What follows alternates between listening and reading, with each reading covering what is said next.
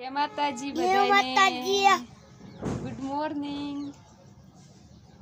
આજે સવારમાં જો આજે નાઈ ધોઈને તૈયાર થઈ ગયા છે અને ઢાબે આવી ગયા છે અને કાલે જે પાપડ બનાવ્યા હતા એ હુકાણા નથી તો અત્યારમાં ઢાબે સડી ગયા છે પાપડ સુકવવા. અને સવારમાં સ્મિતભાઈ આ શું કહેવાય પડ્યા બાવળના એ લઈ આવ્યા ખાવા. કોને કોને આ પડ્યા ખાધા હતા નાનપણમાં? બાએ ખાધા હતા. એ અમારા સ્મિતભાઈને કમેન્ટમાં કહેજો કે અમે આવા પડ્યા ખાતા હતા નાના હતા ને ત્યારે. હે ને? હાલો હવે આપણે પાપડ મૂકી દઈશું. હાલો તો આપણે આજે પાપડ કાલ બનાવ્યા હતા અને હુકાણા નહોતા તો અત્યારે છે ને મૂકી દેવી. જો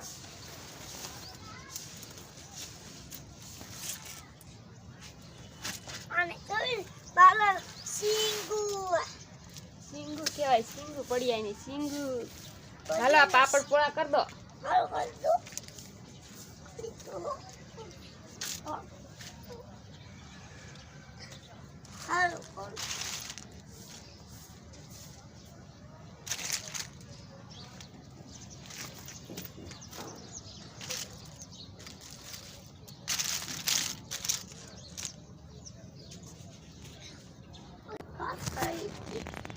શિયાળામાં ઢાબા ઉપર ચડવાની બહુ મજા આવે.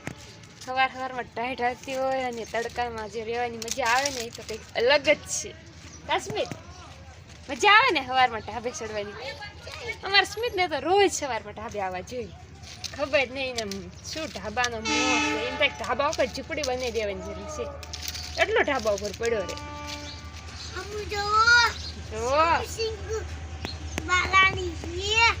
એને પડિયાની બાવળની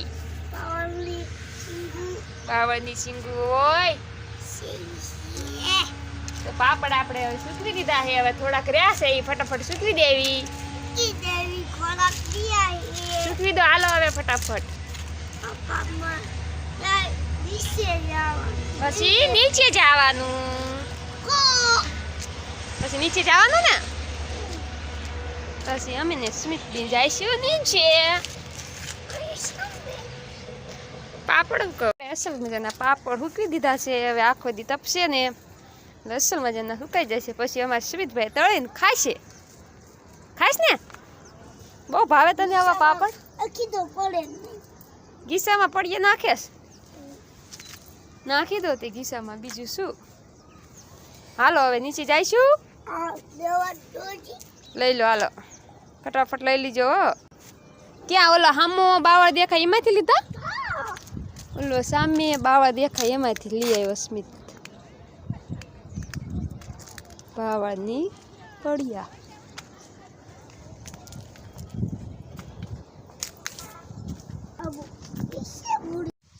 હવે આપણે બપોરાનું બનાવશું ને સ્મિત? બપોરાનો ટાઈમ થઈ ગયો ને તો આપણે હવે ફુલાવર મોળ નાખવી અને તુવેર ફોલ નાખવી. ફુલાવર તુવેરનું શાક બનાવશું. સ્મિતને મેં પાપડ તળી દીધા છે તો સ્મિત હવે પાપડ ખાવા મળ્યો છે. બહુ ભાવે છે તને પાપડ? હા કે ના એ તો કે મને. અને મને ઘડીક તુવેર ફોલાવીશ ને. સ્મિત તો કઈ બોલતો નથી, નકરો પાપડ જ ખાય. હે સ્મિત બોલતો ખરા બેટા?